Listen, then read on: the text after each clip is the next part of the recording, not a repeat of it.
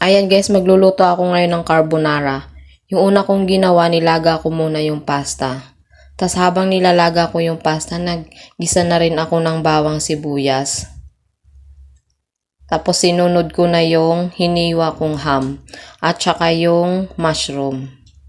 Yan, haluin lang natin yan. Tapos isusunod na natin yung isang latang evaporated milk.